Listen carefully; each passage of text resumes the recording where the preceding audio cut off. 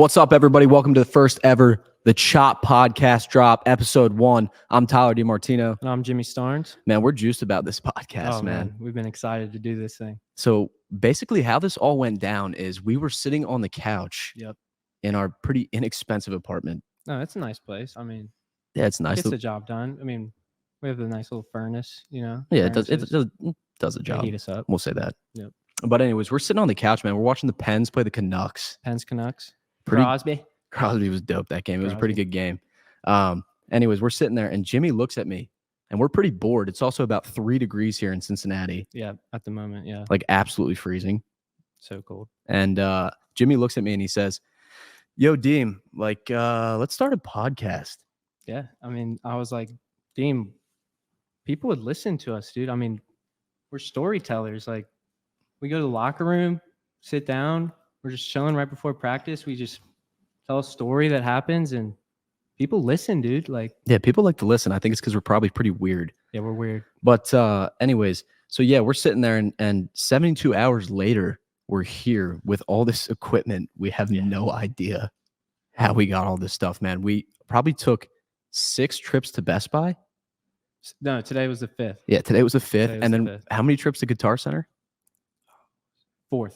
Yeah, 4 trips to the Guitar Center, man. I mean, dude, I don't get it. If you saw us set up these mics, like, actually total embarrassment, bro. Yeah, it was like you should have seen Starnes. Starnes was actually like taking the mic apart, the whatever this piece is on top, the little like foam piece. This guy is like twisting it and trying to like pop the foam piece off the top. And I'm like, dude, that definitely doesn't look right, bro. Like at all. Dude, it was a struggle. It was a struggle for sure. I mean, yeah, we're not the most tech savvy individuals. I mean, I don't even know how to work Instagram. Yeah, I actually run his Instagram account. Yeah, he actually just got an iPhone for the first time 2 years ago. iPhone 13. Yeah, so he's pretty confused in the social world. It works. Anyways, yeah, so we're juiced about this podcast today. We got Major Leaguer Jackson Wolf. Action Jackson. Jumping on the podcast, man. Wolzer. Big Wolzer, 6'7" lefty. He was our teammate at West Virginia when Starnes and I both were there. Probably one of the best teammates I've ever played with. Oh, great kid. I mean, just one of a kind. Everybody loves him. One of a kind, man. Awesome dude. But let's take this chance to shout out our sponsors. First, Pathwater in Front. They hooked my family up big time over winter break, sending us pretty much endless amounts of Path. You would think your fridge is full of brew. Nah, our fridge is full of Path. Path goes down easy. Yeah, it's good stuff. Secondly, Champions Grill has been a popular West Side sports bar for almost 20 years. How many times have we been to Champions?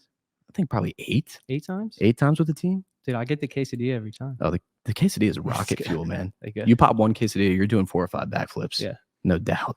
Yeah. Anyways, they have impressive chili, great burgers, and cold bevs. Also, Lefties. The best. Shout out Lefty. Virginia-style barbecue sauce in the game. Yep. By far. Dude. I mean, that changes everything. Perfect mix of sweet but tang. Yeah, there's that tang. I mean, it's all about the tang. A little bit of spice. The spice? I don't taste the spice, but anyways, Sanson Home Loans. This one's pretty important to me. This is my boy from back home, Alex Sanson, a dedicated partner in your home financing needs. They are licensed in Maryland and Virginia. Yep. And Piatta Italian street food. It's basically the Italian version of Chipotle. I'd say so. I mean, what's your order from Piatta? I usually go spaghetti. I'll get half chicken, half sausage. You could do that. Yeah, you can do that. You can do that, sure. I did that. Half chicken, half sausage with Alfredo sauce. Yeah, that's what's up. I like to mix it up going down the line. There you go. And then lastly, need a painter? Hendrickson's Painting will take care of your interior, exterior, and staining needs. That's what's up. Let's get into it. Let's go. Wolf. Welcome to the pod. Wolf, what's up, big dog? What you up to? Not too much, man. I'm sitting here drinking a Coke, watching the Cowboys get beat up by the Packers. Oh, geez. Our producer, Matt DePrey, is probably pretty happy about that. Big Pats fan. Go Pack. Anyways, Jackson Wolf, man. This was our boy at West Virginia and an absolute dog on the mound. I mean, That stuff's unhittable. Unhittable, bro. One of a kind, bro. I mean, that release point, when you look at him, dude, Yeah. I mean, he's 6'7" and actually throwing balls from Wizard balls. from Wizard balls. Texas. Texas. I mean, it's unhittable stuff, man. And you're in like North Carolina. Yeah, I trying mean, to hit that. you're not touching that No, yeah. as a hitter. Like, Wolf, I remember, bro, I faced you in the fall. It was probably 15 degrees outside. And, yo, DeMar, go get in that bat, man, against Wolf. Okay, sick. So I get in the box against you, bro, and you throw me 3 wizard balls, and I swing over all 3. And I just remembered after that moment, like, am I good at, like, what am I doing here? Like, why am I here? Yeah. Like, if this is what it is, like, I want out. Right. And that's how you made me feel. So thanks, bro. No, I remember that fall. I'm cold as hell. Oh, yeah. Which is weird because I've probably never thrown harder in my life since that fall. I've been trying to get back to that velo, which is no. Stick with it. Anyways, so Wolf's numbers here. Let's go through it. Friday guy. For those who don't know what that means, it's the best pitcher on the staff. Yeah. 6-5, 3 ERA, 89 innings, and 104 strikeouts. The Padres and Pirates AA 2023, 4.13 ERA and 124 innings, 135 Ks. Big league debut in Detroit, July 22, 2023. Went 5 innings, allowing 3 runs, and struck out some guy named Spencer Torkelson. Anybody know Spencer Torkelson? Yeah, I mean, that kid rakes. You didn't go to ASU? Fanned. Absolutely fanned.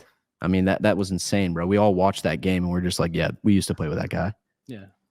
So No, that was wild. That was the second time ever I faced Torque. We faced each other up in the Cape League before, and I just remember like obviously all the hype around his name, potential, first overall pick at ASU, and I threw him a changeup, and this dude took a mean hack, and I don't think I've ever thought a pop fly in the infield was gonna go further in my life. It was unbelievable. So no, yeah, it was kind of funny for that to come full circle and have him be the first K. But yeah, shout out him. He's a good ball player. I got a question for you. What was it like playing with Tatis and Soto? Yeah.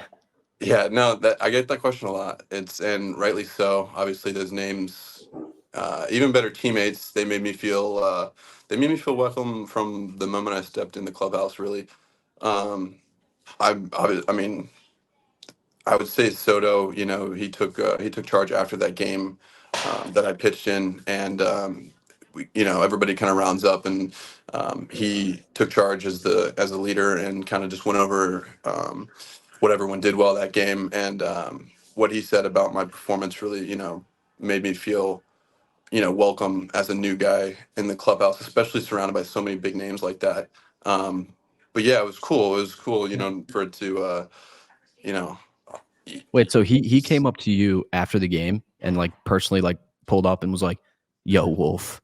No. It wasn't personal. It was I mean, it was everybody was kind of like surrounding this one table. We were talking about like how the game went and shit, and he basically took charge and was just like going off. This guy did this well. This guy did this well, and then when he came around to me and kind of explained what how I did and how it helped the team that day, and so no, yeah, it was cool. It was sweet. Yeah, that sounds That's that awesome. sounds like a pretty cool day. I mean, Yeah. not everybody gets to do that. All right, we're gonna make a quick call here. Someone's got a question for you, Wolf.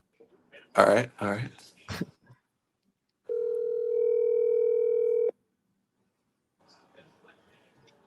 Hello? Schultz. Schultz. Hey man, how's it going? Am I on the chop right now? You're on the chop. You're live on the chop. Wolf is live. Go ahead and you've been dying for this one, so let it eat, man. Hey man, I just want to say before I get into it, I'm a longtime admirer and a first-time caller. Happy to be on with you guys. We appreciate it.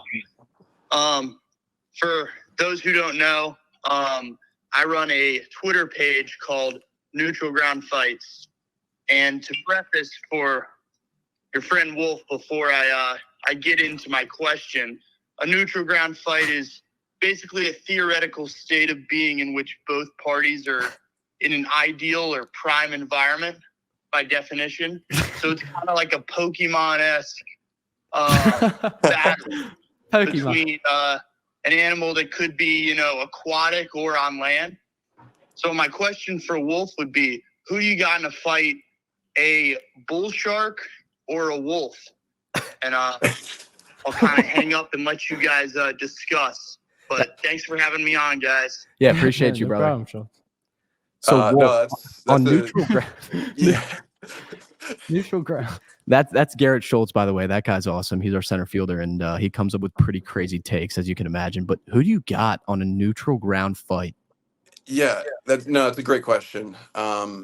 Neutral ground is a big one in this scenario, and it's a quick one for me. You go back to the scenario, and what was it? The other guys with Will Ferrell, Yeah. Yeah. talking about how he was going to swim out and kill his family, take him back on land, do the same thing. It's the same scenario. The wolf wins every single time. Especially on neutral ground. The bull shark's got a mouth. That's about it. We got the mobility, also the mouth. Yeah, I mean, I feel like a wolf's coming in all angles, like paws, hitting, slashing them. I Yeah, feel like it's- I have a feeling, Wolf, that the bull shark's probably pretty stiff. I feel like he can't move his neck Like, if- quick enough. Wolf, Like I know even you're a big react. fan of the wolf, but if that bull shark is pretty stiff, I have a feeling that there's a chance that, like, I don't know, the wolf maybe could maneuver to the back. If it takes the That's- back and bites the neck, that's- it's over. Yeah, it That's just what gets I'm thinking. all legs around it. Yeah, I think And just we're all gonna probably agree that the wolf wins this one. take the wolf. Yeah, the mobility. That's probably Yeah, for sure. All right, we'll move on. We'll Yeah, take we'll move take the wolf in that one. Anyways, another one we got for you. Would you rather have permanent Cheeto dust on your fingers or permanent milk mustache the rest of your life? Now, Jimmy, before you say anything, Starnes and I probably argued about this one for a day, roughly a day. So, what are you going with? I can't even imagine. I need to hear Starnes' take after this. No, I mean, my immediate thought is that this Cheeto dust, he's gonna add some RPMs on the slider. Oh, my Um, God. So, I Really like mean, I'm leaning the Cheeto dust fingers just because of what it's gonna do to baseball. That's exactly why he's a big leaguer and we aren't. yeah. Immediate first thought is Cheeto dust is going to give me more RPMs on my heater. Immediate first thought is what's gonna make me better at baseball. Yeah, that's why you're in the This show, year. man. Yeah, That's pretty cool. That's pretty cool. that's pretty cool. Yeah, clearly I- it's taken over my life. Yeah. I personally said the milk mustache, bro. Here's why. There is no Wait, way. you're taking the milk mustache? No, I would rather have Cheeto dust as well. Okay, so But here's why. yeah. Here's my take. The milk mustache, in my my opinion, is so foul, bro. Like, if you're walking around, say it's like 8:30 in the morning, 9 a.m., and you're going to church or like something. you just got ready to go. Yeah, you Like, just got showered. ready to go. Yeah, and you're going out in public, and you got a milk mustache.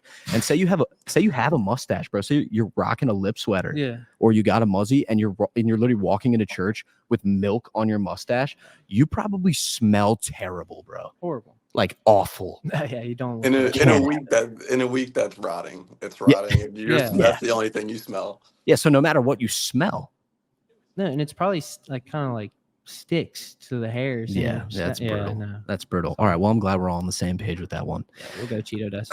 But yeah, let's get into this, man. So yeah, obviously, you're having a blast right now, man. You just got traded to the Pirates from the Padres. Can you tell us a little bit about that? Yeah, wild time, to be honest with you. I mean, we talked a little bit about the debut. A lot of people forget that was within a week of the trade. I mean, so I'm still kind of coming down from that high that day. Obviously, trade deadline is in the back of every minor leaguer's mind, especially, as you become more MLB ready, you become a higher target just for any team that needs MLB ready guys. And so at that time, the Padres were hurting for starting pitching that was ready, to fill in at the major league level. And so, they had some guys in AAA that they tried out, and then kind of I knew about a month in advance that my time was kind of coming. They made it pretty clear that it was about to happen just because of the lack of starting pitching that they had. So point being, around trade deadline, my thought was that the last person they would trade is a MLB ready starting pitcher, because that's what they were hurting for. So Right. that the trade deadline really was in the back of my mind, and then that day, all of a sudden I'm getting a bunch of texts, calls, my Twitter's blowing up, and I read all these texts. I'm like, oh my god, I definitely just got traded. Because I mean, the first me finding out was literally just my phone blowing up, and I was like, oh, Yeah. this is definitely what's going on. And then, I mean, not 5 minutes later, my agent calls me and is like, yo, I'm sure you've seen all this stuff by now, but yeah, that's kind of in the works. I'm sure you'll get a call here soon. And so That's absolutely wild. wild. Is that like, Um, quick question, is that like a stressful like period for you, or is that more of like, man, this is kind of exciting, like change, like how, as a big leaguer, Yeah. like how do you, like, what is your mindset behind that? Like, how do you react to like such fast change at such a high level? Like for the kids listening at home, everybody wants to be a big leaguer. You know what I mean? Like everybody wants to play in pros. Yeah. Jimmy and I we still want to be big leaguers. You know what I mean? We're Yeah. still seniors at a high level Division I baseball dream team. never dies. The dream No never doubt. dies. So what's the mindset behind playing at that level and it being so high? Is it just like you roll with it? Like how do you adjust to that, bro? Yeah, it's 100% you roll with it. That's kind of been my mentality through life. Is life. Things are going to happen. You have the ability to manage so many things, and that's one of them that is completely out of your hands. And so, if there's one thing that I've learned, is that if something's out of your hands, you're wasting your time trying to change it, or really just lose sleep over it. And so, obviously, it's tough, leaving your teammates of 2-3 years, leaving your coaches that you got so close with. But to answer your question, it's kind of just the mentality. You roll with the punches. At the end of the day, it's a business. You got to remind yourself that. And it's, I mean, it's wild. I mean, within 24 hours, I was walking into a completely different clubhouse, and I walked through those doors, and everyone's oh, this is the kid who just Yeah. this kid who just got traded. That'd be crazy. Just how fast everything moves. Yeah, wild. And I've seen it a couple times. Being in the Padres org, I had I had a kid. We were playing the Dodgers high up at their place, and we traded for him. And he comes over and plays for our team the next day. He just walked over to the next clubhouse. That's wild. That's Wow. wild. And It's yeah. that's kind of what you see now at the college level, like in a way, because the transfer portal is so now dominant that it's kind of the same thing. Like guys are now moving around on teams, like you see it all the time. You know what I mean? All the time. It's so popular now. So I think that's pretty relatable for guys. Like that probably still is the same. You know what I mean? Yeah. But talk about like rolling with the punches. I mean, you were a guy who was pretty under recruited, right? Out of high school. Yeah, I mean, West Virginia was my one and only offer. Obviously, if I just not committed and wrote it out, I would have gotten more offers my senior year. But at the time, I was playing on a travel ball team where guys were committing all around me. I'm still sitting here with no offers. Everybody, Ohio State was my dream school. I live, in the backyard. Wanted to go there for my whole life, and they, came to about that. came to a lot of my games and talked to him pretty closely a lot of times. And they're like, yeah, we really like you. Just, we want to see you one more time. And it's been like the fifth time, and this, no real traction there. And I go and throw in front of West Virginia, and I threw an inning, 2 innings. I think I maxed out at like 84. Pitching coach is like, I want to make you an offer. I'm like, this is wild. Yeah. So yeah, I was definitely under recruited. That's probably a bigger offer than any of the other ones you would have gotten. So that's pretty cool. For sure. Yeah, that's wild stuff, man. I mean, What would you say to guys, like, because nowadays with the transfer portal and the COVID years, you know, everybody's old now in college baseball. What would you say to those guys who are kind of in a spot where they think they can play at the Division I level or college baseball in general, and they may be just a little bit behind in some categories? Maybe that's recruiting, maybe that's skill level. Like, what would you say to those guys who kind of were in the same spot as you? Not many people wanted to take a chance on you, and you proved them all wrong, obviously. Yeah, I mean, Look at you. Yeah, it's a good question. I mean, you go back to what I said. You know, a big part of my mentality is, you know, life is life. You know, things are just going to happen. You got to roll with the punches. But um, you think about my story. You know, I went to that camp at West Virginia. I went to them so they could see me. So, you know, a lot of things are getting your foot in the door places, and if it doesn't work out, that's where you apply the mentality of life is life. Didn't work out as it wasn't meant to be. But you got to get up and seek those things out. I think be a go-getter. If you want something, go get it. Figure out how. There's so many routes to get what you want these days, and everybody does things differently. So the way that you feel comfortable doing something is you're probably doing something right if it feels comfortable to you. So I'd say trust it. Yeah, I hear you say about like how, you know, whatever it takes for you, because everybody's different, right? So yeah. maybe tell us more about like exactly what that is for you that makes you different from everybody else.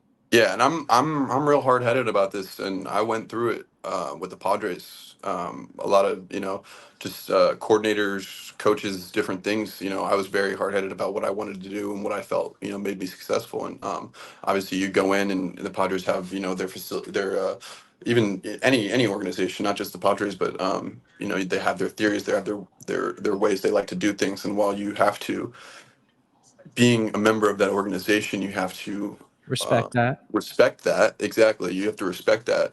You still have to be conscious of what works for you and what makes you good as a player. And so I A lot of never that back probably takes down. like good communication with them too, For sure. right? Like For you sure. gotta just tell them like, hey man, like this is what works for me.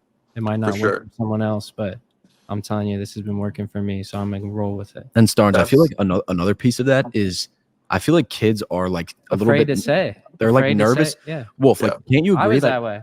I mean, at the beginning of my career, I was too. I feel like you're afraid to like have that like communication with your coach or be like, hey man, I feel like Yeah. this about something, or I feel like that. You know what I mean? It's Yeah. like 100%. you're afraid to take that step because maybe he won't like me or this. You know what I mean? So it's like that's like on this podcast, bro. Yeah. We were Yeah. sitting in on the couch and we are like, we should do this. We should do this. And Yeah, I mean, at the end of the day, man, we did it, man. You now know, we're here. now we're Exactly. here. Yeah, and there's Exactly. nerds. Like we're like, what are we doing? Yeah, Like, this we don't know is what we're this? doing, guys. We're We're like, what is this? we're How actually do we two. miss it? In all honesty, we are two of the biggest clowns on planet Earth. Like there is no bigger clown than Yeah, Starnes I mean, we and I. have so much help. That's what's going to make you successful at the end of the Which is day. And that's what I was about to say is, I mean, people are afraid to speak up about it. And at the end of the day, you know, my girlfriend says it's the best.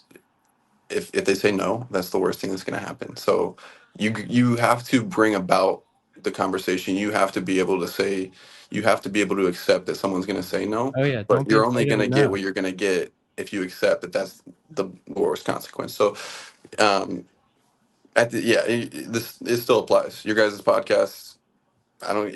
You guys just admitted Jimmy put the damn mic on backwards. Yeah, You guys. That's what's gonna make you successful in the long run. we got a DJ stand. Yeah, To I our mean, right. it's insane, bro. We had literally no idea what we were doing, and you know, we just said we took a risk, man. We're gonna see how it is, you know, and we wanted to explore, and that's the biggest thing is be able to go outside your comfort zone in specific situations, and you know, obviously you do that every day. But another question we had for you, say you are in the past, you're in San Diego, and you're starting on the hill. Take us through to the T what you would do on that game day. You're starting at home at Petco Park, obviously in the past, not with the Pirates. What was your game day routine like? Take us through that. Yeah. So basically, I'm waking up. I don't really sleep in too late anymore. Starnes does. This guy sleeps till 5 in the afternoon. I mean, being Jimmy's roommate at one time, I've seen them sleeping. Yeah, ungodly hours, but anyways. Yeah, I'm waking up at like 8 a.m., probably getting a breakfast in before 9. After that, I'm definitely getting off my feet for a little while and playing some video games. I've been ripping some FIFA for about like a year and a half. It's FIFA? been probably my So favorite Ultimate Team? game. Oh yeah, a little FIFA Ultimate Team. I've been obsessed. No games ever made me rage harder than FIFA, but it's the highs and lows for me. It's Liverpool, the best team in the league. That's a fact. I'm so happy you just said that. That's my favorite team. Yeah, It's a fact. I've I been just I've been got a grinding Darwin over here. Nunez jersey. I just actually got one too. No way. You got a Darwin jersey? No way. My brother for Christmas actually got me a Darwin Nunez jersey. Shout out DeMartino, by the way. That is insane that you just got one too, bro. That's No, wild. I got the red one from this year. That's wild. Oh, that's sick. I got the away kit, the green and white one. The green and white, the Yeah. Minecraft uni. Yeah, the Minecraft piece. That's funny. No, Darwin's my guy. He actually he just broke the Premier League record, I think, for most expected goals without scoring a goal. Yeah, he's been getting a hard time recently, but he's the man. I mean, his he's assists the are off man. the charts. He's But the man. anyways, let's get back to it. Yeah. Your daily routine. Darwin. Yeah, see, that's how much I care about FIFA right now. Yeah. But yeah, daily routine. My biggest thing on game days, I like to lay as low as possible but still kind of keep my body moving and kind of just my energy up a little bit before the game. I like to take a shower before I leave for the ballpark, really hot, get my arm underneath the water, and just kind of let it ride. Listen to some of my favorite songs. Mm-hmm. The car Who are you ride to the listening to? ballpark. Who are you Oh, listening dude. to right now? Yeah. I've been listening to so much Larry June. So much Larry Okay. June. West Coast style. Yeah, West Coast stuff. A lot of Larry June. Obviously, Glock. Glock's my favorite. Of course. But Starnes messes with the key Glock. Little Glock. yeah, Jimmy knows. We know. I got to see Key Glock during on a weekday during in High A in Fort Wayne. Just randomly Oh yeah, came you through told Fort me Wayne. about that. So At West Virginia, I lived underneath. Starnes lived with Wolf, and I lived right underneath them. And every night at about 9 p.m., I would hear the loudest rap playing from their apartment, and I just knew, there's Wolf and Starnes. They're getting ready to go. Yeah, the volleyball girls underneath us. I mean, Yeah. Ava, Lindsay, Alexa, if you're listening to this, I apologize. That was they came up to our door so many Shout out to times. them. Shout out Be to like, them, yo, by the can way. you just turn that down? We're like, I mean, it's Glock. He just dropped. That's funny. But no, yeah, I'm blaring music on the way to the ballpark. I get to the ballpark. I'm usually I like to get to the ballpark as late as possible because I don't like sitting around, and that's probably I What see. time would that be? Like So 7 o'clock game is usually game time. I get there about 5. Okay. 5 at the latest. That gives me about an hour to settle in. I usually start going maybe hour 15 out. Just foam roll, dynamic stretch. Just really basic stuff for me. I don't like to do anything too crazy. Some guys like deadlift in the house. I've seen some wild stuff, but Yeah, you see now guys having insane routines. Oh yeah, especially right before wild. game. Yeah, wild, bro. Yeah, wild. But yeah, no, it's pretty basic for me. What about the I mental can't. routine? Yeah. What'd you say? What about the mental routine, right? Like right up till game time. Like what's going through Yeah, your head? that's a big thing. I mean, That's a big thing. I still get nervous every single game day, every single start day. It's no different. I care just as much as anybody else out there, if not more.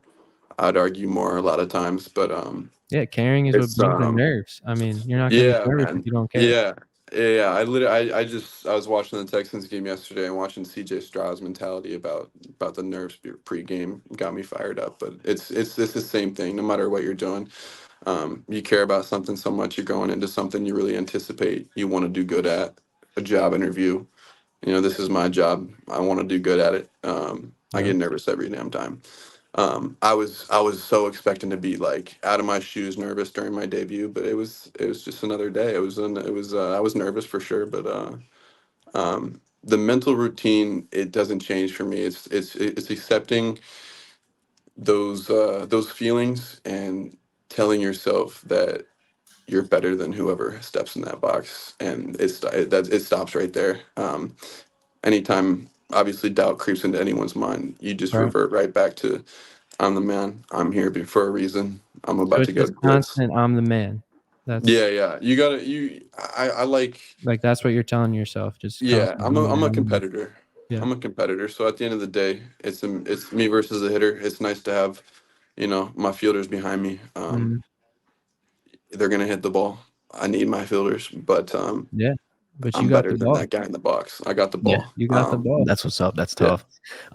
Was the mindset a lot different? Like, were you so much more like nervous in a AAA start versus that first major league start? Like, how were you able to control that? I know obviously telling yourself you're the man and telling yourself you're better than the guy hitting helps a lot, but like, were your parents there or anybody else there for a little bit more like comfortability? Like, did you Yeah, see dude. your girlfriend in the stands or something that just Yeah, calmed you down a little?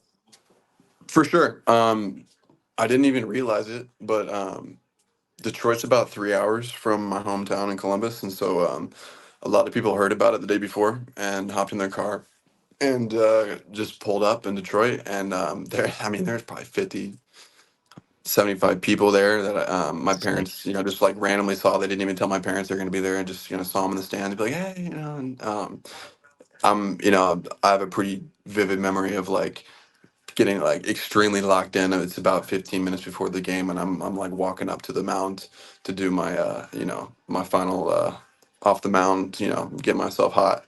And I see like this, a couple families hanging over the wall and the bullpen, and just family friends with their kids, and I'm just like, Yeah, this is it, dude. Oh, This is that's it. dope. It's wild.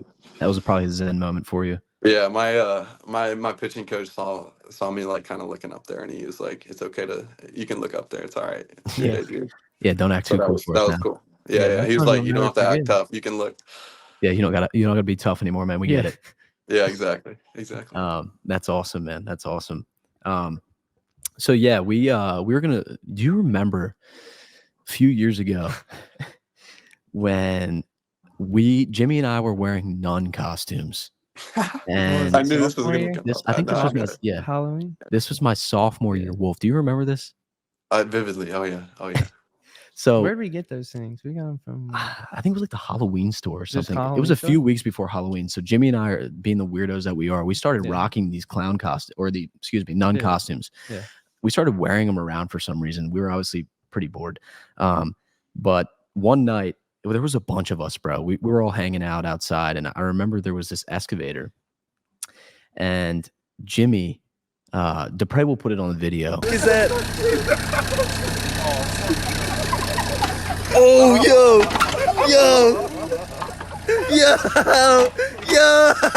I remember Jimmy got into it, and he's wearing this nun costume, and he started it up, and I Key remember was still in it. yeah, the key was still in it, but it was there, bro, for like Weeks.